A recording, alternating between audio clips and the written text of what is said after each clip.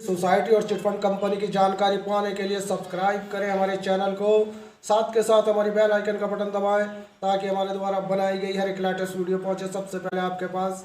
तो चलिए दोस्तों, चलते हैं न्यूज़ की ओर कि आज की बड़ी खबर क्या है।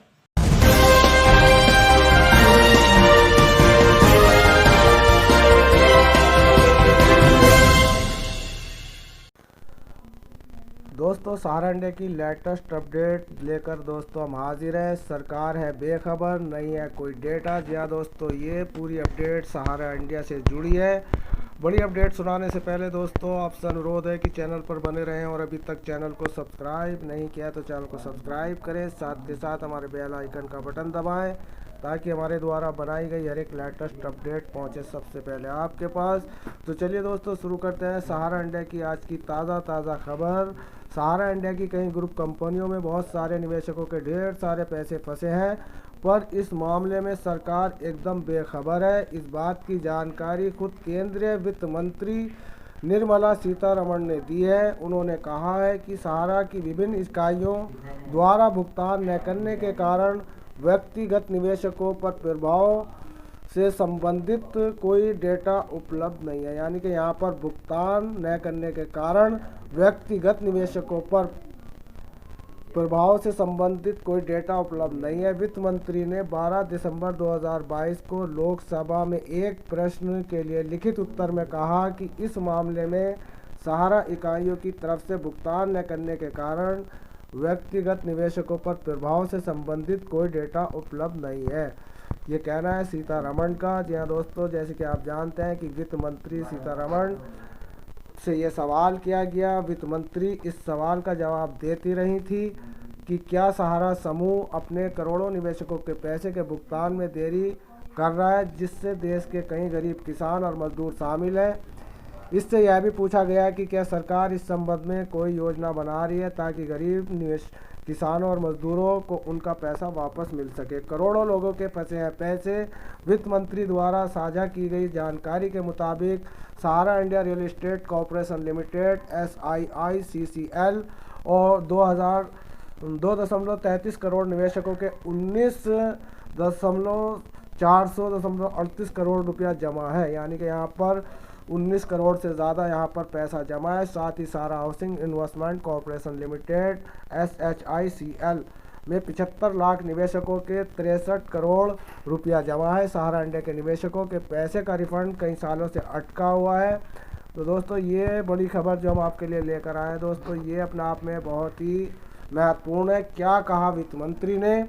यहाँ दोस्तों, वित्त मंत्री सीतारमण ने कहा कि सुप्रीम कोर्ट ने 31 अगस्त 2012 के आदेश के अनुसार SIICL SHICCL के प्रमोटरों और निदेशकों के आदेश की तारीख के 3 महीने के भीतर सेबी के पास 25 करोड़ रुपया, यहाँ दोस्तों 25,000 करोड़ रुपये की कुल राशि जमा करने के लिए कहा गया था। सुप्रीम कोर्ट के निर्देशों के बाद सहारा सेबी ने के पास 15 करोड़ रुपया ही जमा किए। यहाँ दोस्तों, जहाँ पर 25 करोड़ रुपया जमा करना था, वहाँ सहारा प्रबंधन ने केवल 15 करोड़ रुपए जमा करें। कितना पैसा हुआ है रिफंड? बाद में सुप्रीम कोर्ट ने सेबी को SHICL और SHICCL के बॉन्ड धारकों का ब्याज सहित राशि वापस करने का निर्देश दिया।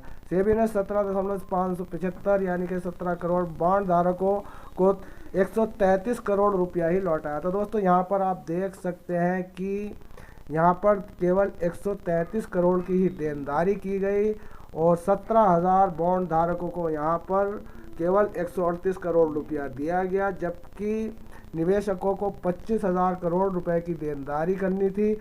दिसंबर 2021 को सुप्रीम कोर्ट के सामने एक नया आवेदन पेश किया, जिसमें मामले को की दिशा की मांग की, यानी कि इस मामले में आगे की दिशा की मांग की गई।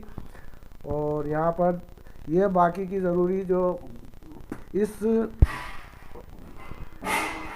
बीच अगस्त 2022 में सरकार को जानकारी दी थी कि सरकार समूह की विभिन्न कंपनियों में 1 लाख करोड़ रुपए से अधिक निवेशकों की जमा राशि फंसी हुई है, जिसमें 47,000 करोड़ रुपया सहारा क्रेडिट कोऑपरेटिव सोसाइटी में और 19,000 करोड़ रुपया SIICCL में फंसे हैं, यानी कि दो यहाँ पर ये कंपनियाँ, इनमें ये पैसा निवेशकों का फंसा है। इस महीने की शुरुआत में सेबी ने सहारा समूह की फार्म, उसके प्रमुख सुब्रत राय और अन्य को नोटिस जारी कर नियामक मानदंडों का उल्लंघन से संबंधित इस मामले को 15 दिनों के भीतर 6.82 करोड़ रुपए का भुगतान करने के लिए कहा। जानकारी के लिए बता दें कि सेबी सहारा मामला अभी भी लंबित है, यानी कि सेबी और सहारा का मामला अभी भी पेंडिंग में पड़ा है, जिसको लंबित बताया जा रहा है और इसके समाधान की कोई स्पष्ट स्थिति सामने नहीं है।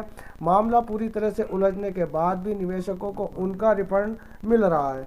तो दोस्तों, किस तरीके से रिफंड मिल रहा है ये आप भी अच्छी तरीके से जानते हैं, हम भी अच्छी तरीके से जानते हैं कि जहां पर राज्य सरकार अगर अपने निवेशकों के हितों में कुछ ज़्यादा ही प्रयास कर रही है तो उन राज्यों में जो इनकी प्रॉपर्टी है उसको बेचकर निवेशकों का निवारण किया जा रहा है, लेकिन ये सभी राज्यों में ऐसा नहीं है दोस्तों। केवल झारखंड ही एक ऐसा राज्य है जहां पर सहारा निवेशकों को 100% में से 25% पैसा दिया गया, यानी किसी के 100 रुपये हैं तो वहाँ पर 25 पैसे, यानी कि 25 ही रुपया उसको दिया गया है 100 रुपये में से।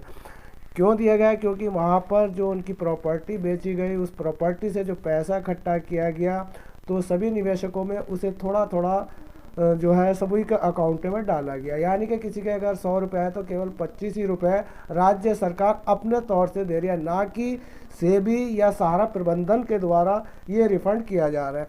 तो दोस्तों, ये बात स्पष्ट है कि ना तो सेबी पैसा देना चाहती है और ना सहारा पैसा देना चाहती है। सहारा सेबी के सिर पर ठीकरा फोड़ता है और सेबी जो है सहारा के सिर पर ठीकरा फोड़ती है।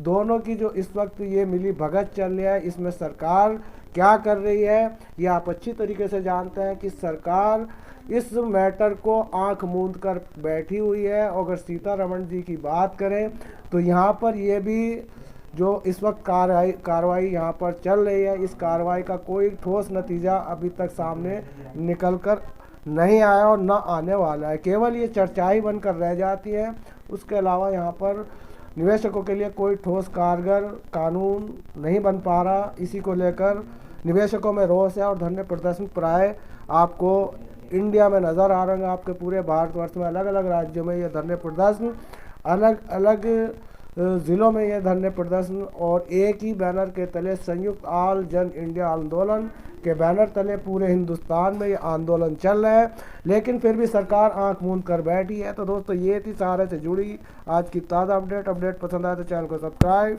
वीडियो को दोस्तों में